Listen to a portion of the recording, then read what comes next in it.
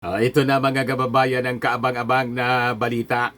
May pang-apat mga kababayan na impeachment complaint na ipafile laban kay Sara Duterte. What? At ang matindi mga kababayan dito, ang sabi dito mga kababayan sa balita, ang nag-initiate yung mga majority members ng Congress. Ayan o. House Secretary General Reginald Velasco disclosed that some members of the majority bloc in the House of Representatives are contemplating filing a new impeachment complaint or endorsing one of the three existing complaints against Vice President Sara Duterte. Yan po mga kababayan ang balita kagabi. Sabi ko sa inyo, didiritsohan na po itong si Sara Duterte. At malamang sa malamang, pag na-file ang fourth impeachment complaint at in-endorse ng majority ng Congress, malamang sa Senado mga kababayan, ginapang na rin po sa Senado. At yung mga senador, malamang nare-realize nila na panahon na talaga na tuldukan ang politika ng mga Duterte. Kasi distracted po ang politika ng mga Duterte. But before ko mga kababayan ibigay sa inyo yung full story ng balitang yan, click subscribe muna dito sa ating YouTube channel and hit the notification bell para lagi po kayong updated sa mga kaganapan dito sa ating bansa. Like and share na rin po ninyo ng ating video. At huwag na rin po ninyo na skip yung ating mga commercial ads para tuloy-tuloy lang ang pag-unlad ng Bagong Pilipinas. Itong ating programa mga kababayan, atid sa inyo nitong ating mga sponsors. Firmax Firming and Lifting Cream. Pinapay po sa mga pulses in affected area. Mainam po ito sa mga pains at paninigas ng mga kaso-kasuan. Ito sa mukha naman yung application, anti-aging, Automax po siya. Ito ay Glow Zero mga kababayan. Whitening po siya. Made in South Korea. Ito naman po, Nengxia Red Mix Fruit Drink. Gawa po siya sa goji berry. May anti-cancer properties po siya. At sa mga nagana po ng malinis and spacious fitness gym, pumunta lang po kayo sa aming Colossal Fitness Gym. May Grab car rental din po kami. At bills payment po sa aming office. At saka sa mga mahilig po sa mga imported bags, manood po kayo sa live selling ni Madam Aileen Rosales sa kanyang Aileen Closet po. Pati mga shoes, ito yung kanya po. Ito yung kanyang page. Kita ninyo, napakagandang mga online selling po siya. Si Madam Aileen Rosales. Cellphone number niya po, 773-798-7816.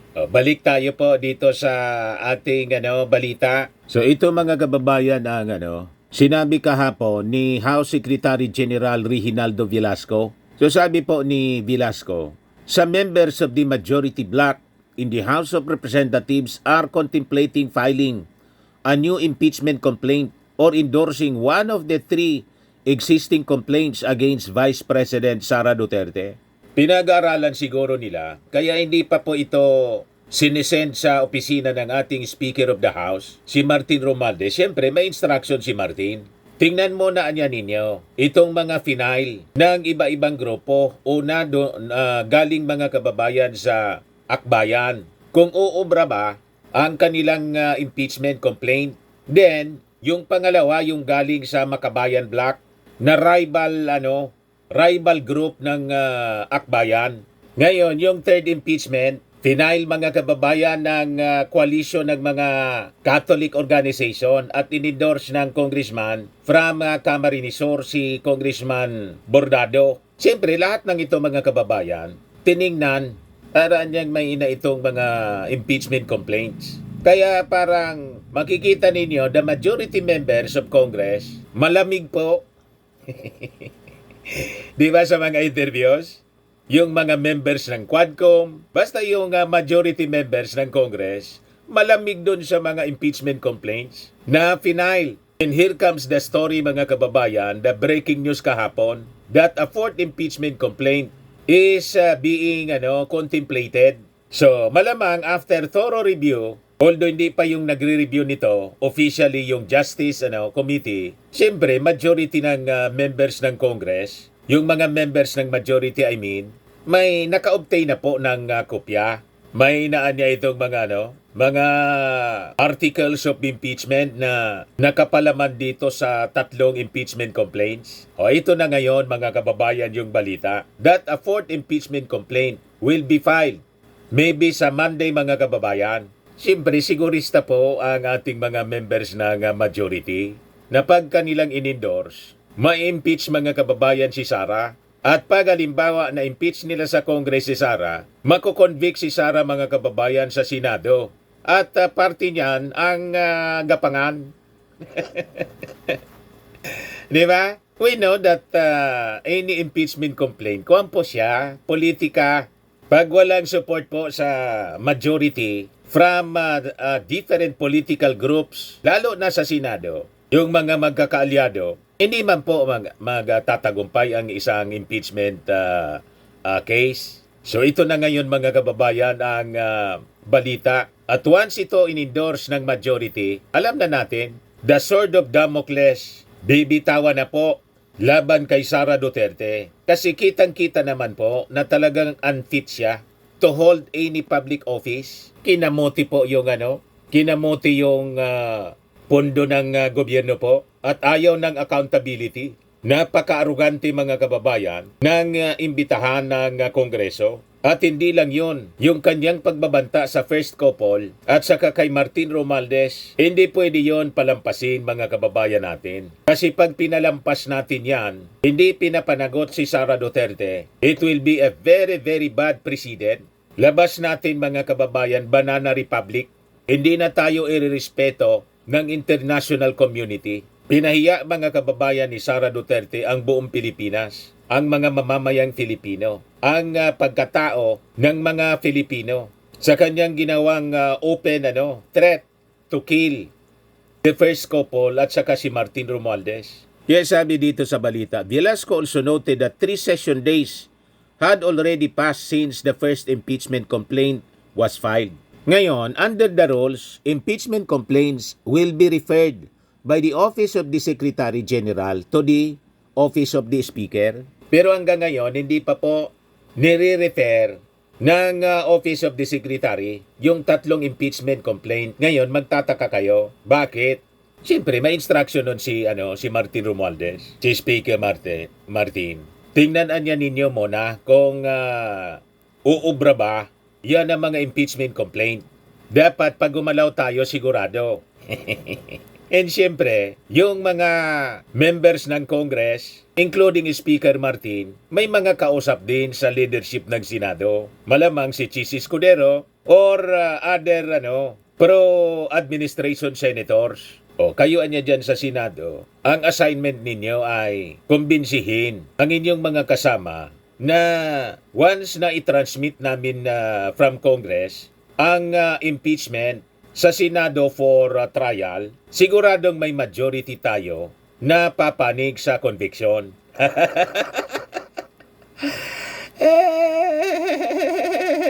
Ganun po mga kababayan. That is the reality sa kaso ng impeachment po. Siyempre, walang senador mga kababayan ang aamin na sila na impluwensya. Sasabihin nila, independent-minded sila. As senator judges, they will decide the case based on evidences and merit.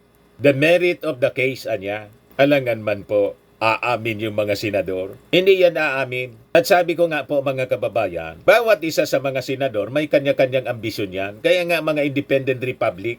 Pero siyempre, alam na natin, kilala na natin yung mga senador na talagang kakampi kay Sara. Si Bato, si Bongo, si Robin Padilla. Si Amy Marcos, hindi tayo sigurado. Baka pag nakita niya na talagang delikado niya, hindi niya ako mapapatawad nito ng mga Marcos loyalist. Baka mag-abstain na lang po si Amy Marcos. Pero pag nakita niya na delikado ang mag-abstain, kasi kakastiguhin siya ng mga Marcos loyalist. Anyway, yung mga DDS po, hindi na rin po iboboto si Amy Marcos. Kaya makikita ninyo sa survey, sa pagkasenador, talo na Matatalo mga kababayan si Amy Marcos tulad ni Bato de la Rosa. Ang pumapasok na lang po si Bongo. Pero later on, kasi matagal pa naman po yung eleksyon, pag naikasa na yung crimes against humanity kaso, malamang sa malamang maubos po yung mga kakampi ni Digong sa Senado na matalo. Tama pa? So sabi dito, the office of the Speaker will have 10 session days to include the impeachment complaints. To the order of business of the House, the plenary is given 3 session days to refer the complaints to the House Committee on Justice. So, kung makakakuha ng signature, mapapadali po. 110 yata yung kailangan na signature from the members of Congress. 1/3. So, hindi na siya dadaan sa sa usual process. Dadaan pa sa hearing ng Justice Committee. Diretso na mga kababayan sa Senado. Pero siyempre, sisiguraduhin ng members ng Congress, the majority members ng Congress nang sabi mag-i-endorse ng fourth impeachment o magpa-file ng fourth impeachment complaint laban kay Sara na mananalo po sa Senado sa pamamagitan po ng gapang. Tama ba? Karamihan po niyan sa members ng Senado, mga transactional po sila. Ano yan yung usapan? Paano kami? Ano yung amin? Anong mapapala namin kung i-convict namin si Sara Duterte? Ganun lang po ang usapan, mga kababayan.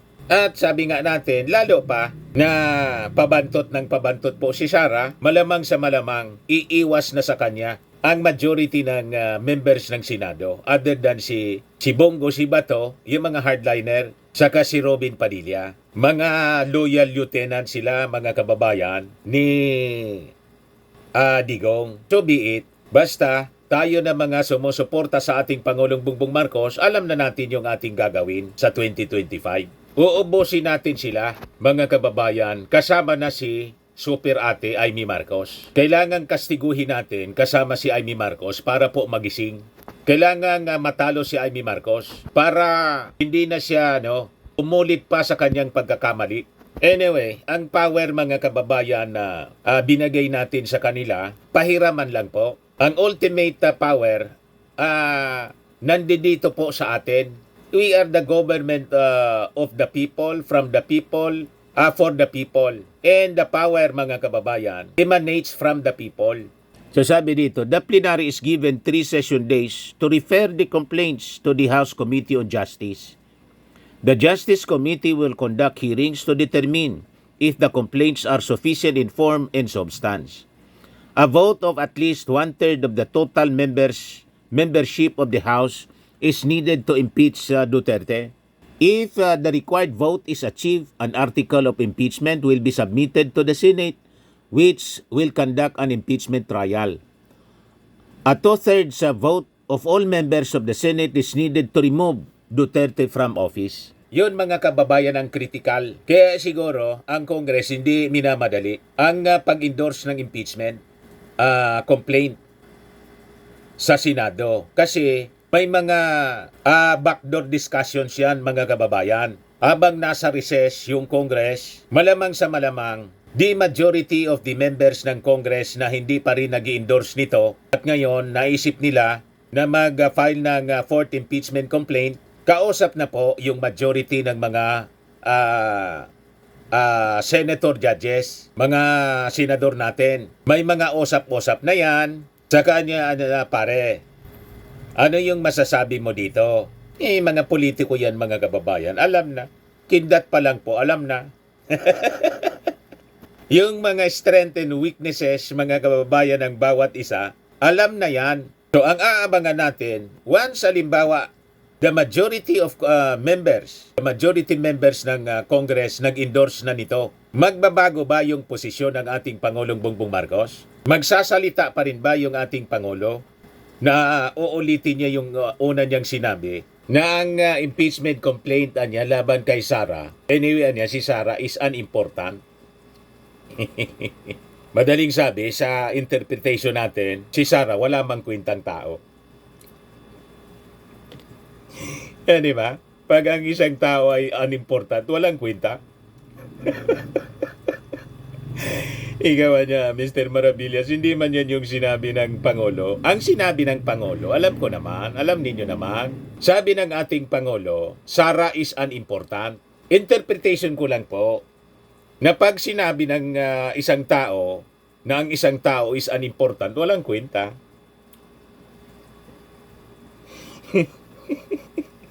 Di ba? Sara niya is unimportant, sabi ng ating Pangulo. It is a waste of time. Walang kwenta nga eh. It is just a storm in a teacup. Ang ibig sabihin po ng storm in a teacup, yung mga tao niya magagalit lang sa walang kakwenta-kwentang bagay, sa walang kakwenta-kwentang tao. Magagalit lang ng todo. Hindi man importante niya si Sara. Napakasakit naman niya, Mr. Maravillas, ng interpretation mo. Iyon man talaga po, kahit i-check ninyo, kung ano ang ibig sabihin ng storm in a teacup. Yan na. Ano ang storm in a teacup? A situation in which people are very angry or upset about something that is not important. Sabi ng ating Pangulo, Sara is unimportant. Hindi man na niya importante ang taong yan. Walang kakwenta-kwenta ang ibig sabihin. Mag-uusap lang niya tayo sa isang taong wala mang kakwenta-kwenta. O ngayon, titingnan natin mga kababayan, kung ganun pa rin yung statement ng ating Pangulo na it is a waste of time niya. Huwag na ninyong patulan ang impeachment. Once na in-endorse ng majority ng members ng Congress, yung majority members na yung nag-file ng impeachment, kung magsasalita pa yung ating Pangulo. Pag hindi na po nagsalita, nanahimik na lang ang ating Pangulong Bongbong, may kasabihan po tayo, silence means yes.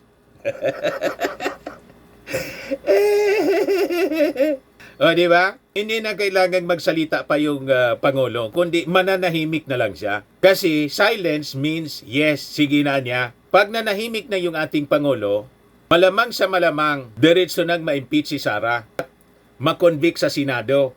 Kasi yun din ang magiging reading ng mga senador. Siyempre, nasa midterm pa lang po ang ating Pangulong Bongbong Marcos. Siya ang pinakang powerful, influential mga kababayan in this country. Kasi po, normally, ganon ang isang sitting president. Very, very powerful siya. Up to the midterm. Pag palapit na mga kababayan yung panahon ng pagtatapos ng kanyang turno, depende kung very popular pa siya. Pero pag ganon, usually, nagwe-weigh na po ang power ng isang presidente. Kasi, pag palapit na po ang presidential election, may mga lumilitaw na rin po na mga panibagong pangalan. At siguradong hindi yon si Sara Duterte. Malamang mga kababayan, iba ng mga pangalan. Kasama sa magiging powerful name. Ngayon pa nga lang mga kababayan, yanig na sila sa pangalan na Martin Romualdez. Ayaw tantanan ni Sara. Ngayon pa lang mga kababayan, inaaway ng inaaway kasi si Martin Romualdez ang napiperceive nila na babasbasan mga kababayan ng ating Pangulong Bongbong. Tama kayo. Si Martin nga. Siya man talaga ang pinakang preparado, mga kababayan. At may impluensya, malakas na impluensya sa bawat distrito sa buong Pilipinas. Kasi suportado siya ng majority members ng Congress. Tiging ikot po ni Martin Romualdez. Pati sa military po. He has the support of the military, the PNP, all branches ng armed forces. Inasikasong mabuti ni Martin Romualdez sa pamamagitan ng mga budget sa Congress na ina-approve po ang ating armed forces. Kaya masyadong na-insecure yung mga Duterte. Kaya nga hindi makapalag yung mga Duterte. Walang mag-call sa mga panggagatong nila na withdrawal of support from the armed forces para i-take over po yung presidency ni Sara. Bigo yung kanilang pagnanais na iupo si Sara Duterte. Ang posible na mangyari mga kababayan, matanggal si Sara bilang vice-presidente dahil sa kanyang mga masamang gawain. Tama po?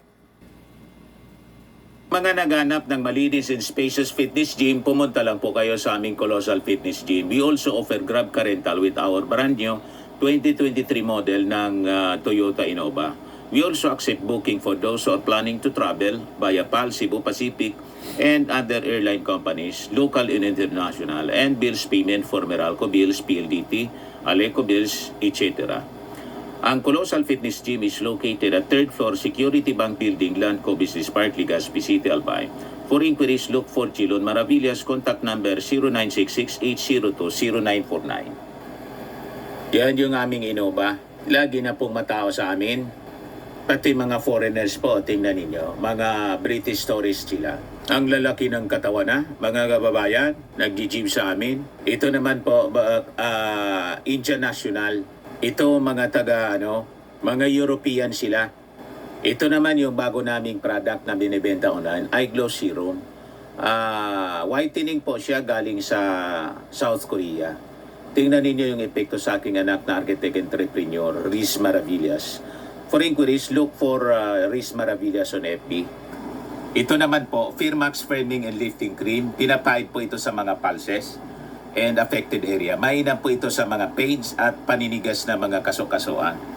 Ito po, Automax Radiant Serum. Sa mukha naman yung application. Anti-aging po siya. You will look 10 years younger than your age.